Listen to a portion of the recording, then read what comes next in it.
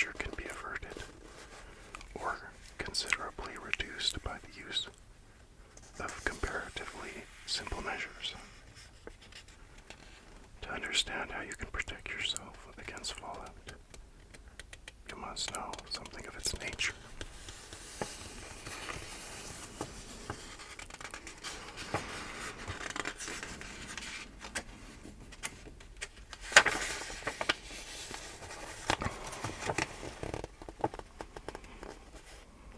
We know that the denser the obstacles the radiation encounters, the more its intensity is reduced. This is to say, a solid brick or stone or concrete wall will reduce radiation effects more than wooden walls.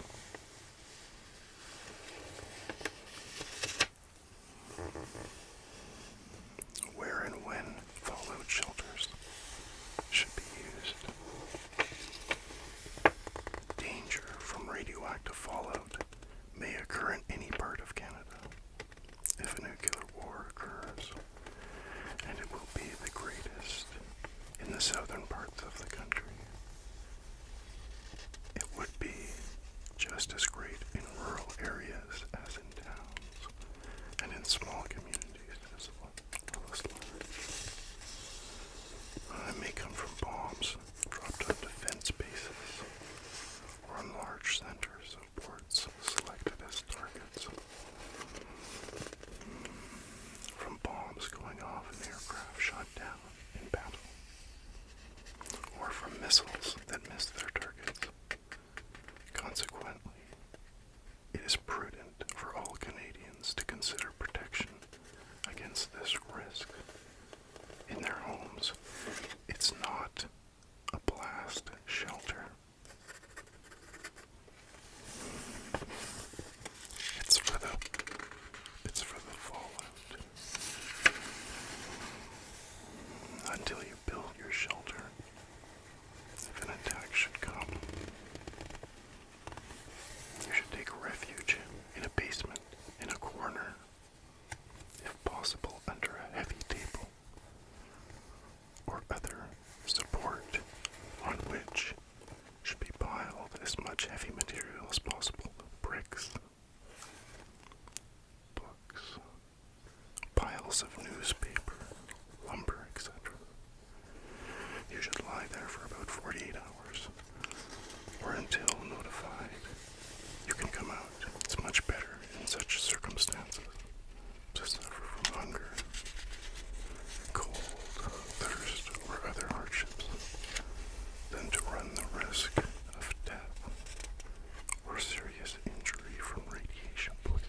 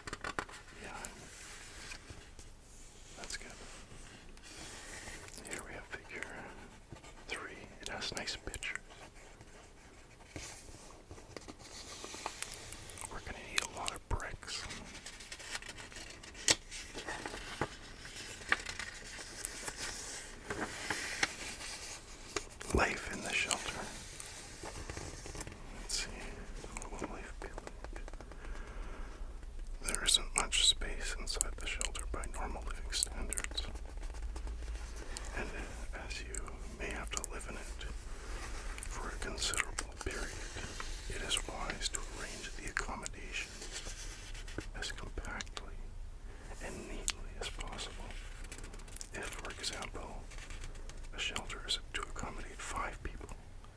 You could save space by using a 3-tier or 2-tier bunks for the beds.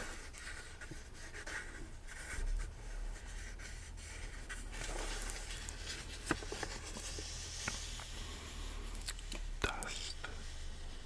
Ventilation need not be a problem. The shelter does not have to be made airtight or sealed off from the basement.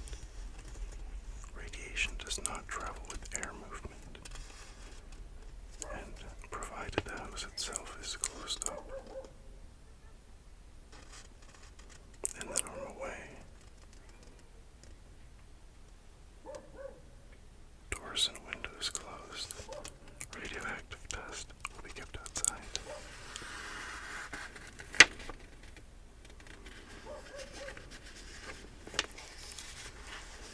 You gotta make sure to bring your dog with you too, into the shelter, and your kitty. And any other animals. Probably not birds, though. Sanitation. Health and safety.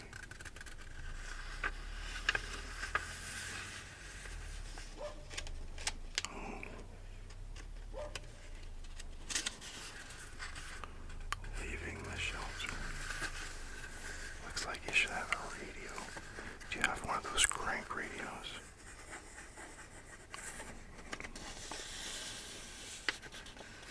Medical supplies. Build it now.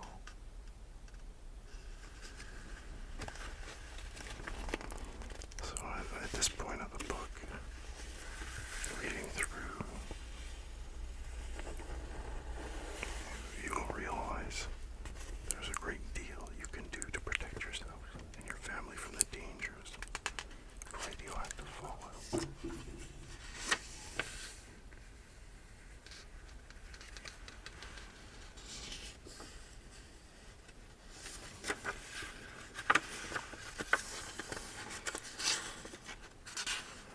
So what I'm going to do is I'm going to make copies of all this, and I'll staple it together. Look in the back, they've got the blueprints. Mine are still attached. Wonder what we can take a look here. Here we go. Because we got to be responsible and ready for any.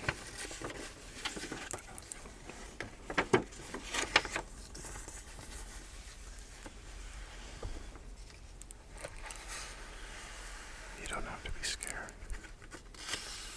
You have to be prepared. And make sure you bring some nice comfortable blankets. And let's take a look at the food and water. These are the requirements per person for 14 days. Is that how long you have to wait for the radioactive fallout?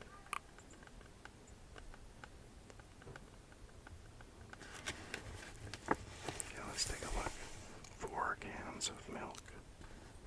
This is for 1 person. 1 pound cans, evaporated or dried skim milk. Vegetables, 6 cans. 15 ounce or 20 ounce cans. Beans, peas, tomatoes. Fruits, 6 cans. Peaches, pears. Juices, 6 cans citrus. Apple, grapefruit, lemon, orange, tomato. Cereals, 14 individual packages, sealed in wax bags, inside or outside. Biscuits, 2 packages. Crackers, 1 pound each. 2 packages of cookies. 2 cans of meat. 12 ounce corned beef. Luncheon meats. Maybe some spag.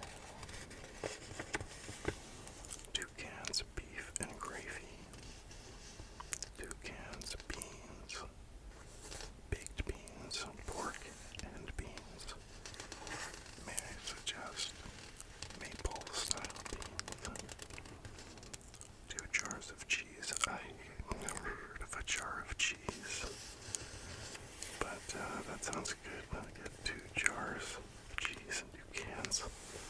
Fish. Canned and dehydrated soups. 2 cans. Infant foods. I guess that's if you're a baby. Other foods. 1 can honey. 2 pounds. Hard candy. Do you have a sweet tooth? 1 jar or can peanut butter. 1 package tea bags. 1 jar of sugar. Oh, I guess you just gotta put everything in the jar so that the radioactive fallout doesn't get to it. 1 jar